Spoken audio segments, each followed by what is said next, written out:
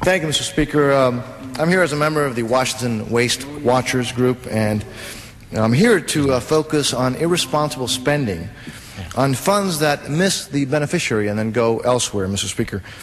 Today's Washington Waste Watch, Mr. Speaker, highlights the taxpayer dollars that are sent to people other than those who they're intended to go for. And those are dollars that are supposed to go for certain beneficiaries of certain programs. Americans should and would be shocked, Mr. Speaker, to know that their tax dollars are being sent to Washington so that they may be funding benefits for people, dead people, or prisoners, and millions of people that simply lie on their applications in order to receive benefits that they do not qualify for. The Washington bureaucracy, for example, Mr. Speaker, is throwing away benefits that taxpayers spend their hard-earned money to fund, and money that they send to D.C. Mr. Speaker, for example, 23% of all students whose loans were discharged due to disability claims are actually holding jobs. And many borrowers who receive death discharges are found to be clearly alive, Mr. Speaker, and in many cases earning wages. 23%, Mr. Speaker. Medicaid, for example, paid $1.6 million to a Wisconsin transportation company for multiple round trips to, among others, dead people that they clearly were not transporting. Mr. Speaker, there are some good things going on, though. The Veterans Affairs Inspector General is using computer technology to identify individuals who may be defrauding the VA by receiving benefits that again, for people that they're receiving benefits for people that have already died.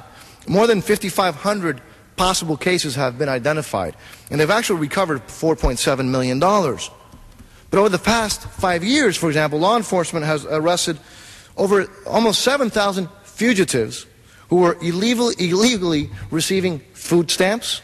They included 1,500 accused drug offenders, Mr. Speaker, 31 murderers, 45 sex offenders and child molesters, hundreds wanted for assault and robbery.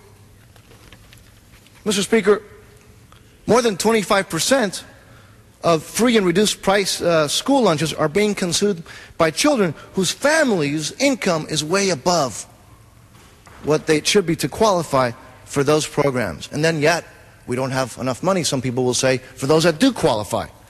The Veteran Affairs Inspector General estimated that roughly 13,700 incarcerated veterans have been paid about $100 million nationwide because the department just doesn't have a way to figure out who are the prisoners or not.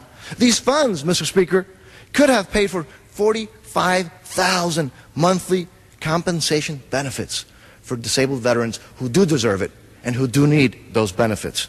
Last year, Mr. Speaker, $366 million in Pell Grant awards were improperly given out because applicants basically understated their income.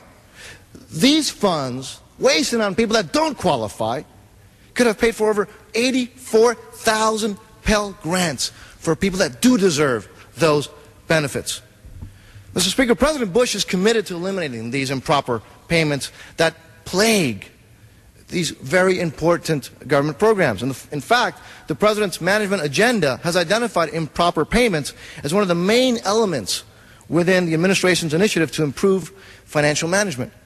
Finally, Mr. Speaker, the American people should not be fooled, and they're not fooled, when millions of dollars are being spent on benefits for dead people, for millions of dollars are going for people in prisons that clearly don't qualify.